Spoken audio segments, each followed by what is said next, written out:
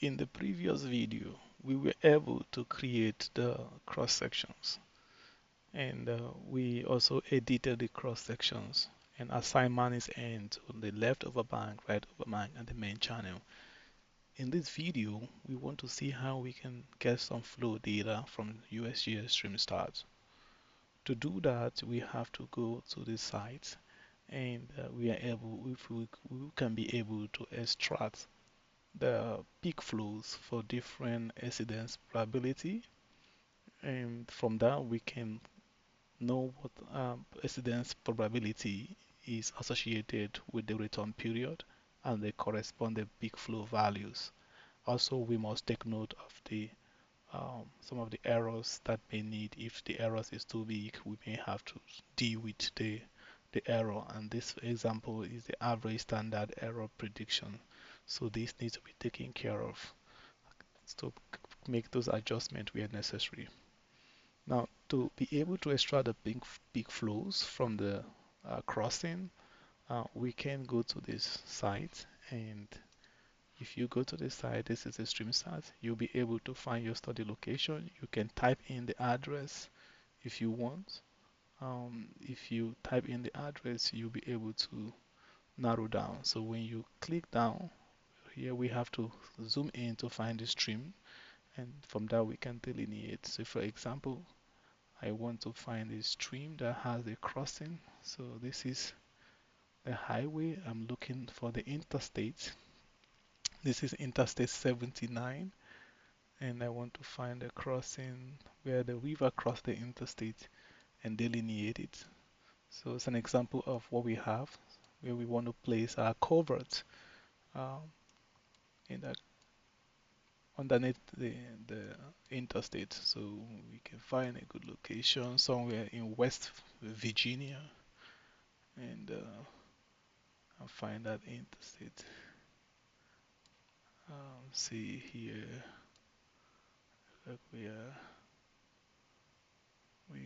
So let me use this as an example. Do I have more here?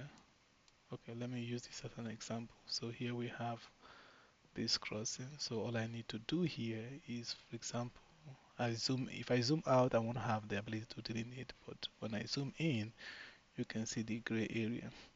So I need to click delineate, and I come here, and I know the covert opening is here at the top, so I put it here, and it's going to delineate and produce the report. So this is the bounding watershed that contribute to the peak flow here. So I'm going to hit continue. And I have some information. I want to pick the peak flow statistics. So I'm going to hit peak flow. And I want peak flow, so I'm going to hit continue. So we're going to open the report. So this drainage area is about 0.11 square mile. So we can hit open report, and we have that report. So we have the percentage, incidence percentage value for 66.7, 50% incidence probability, 20%, 10% for 2. So we have all the percentage here listed basically.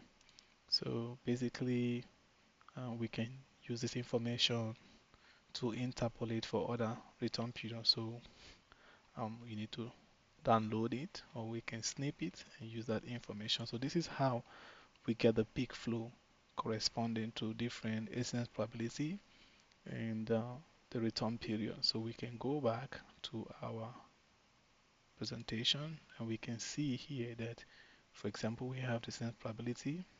When it is 100, it means 1%.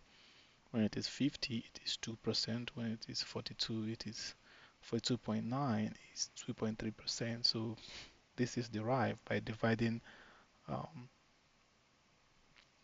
100 by these values. We will get these values. So we say 100 divided by the incidence probability will give us the return interval.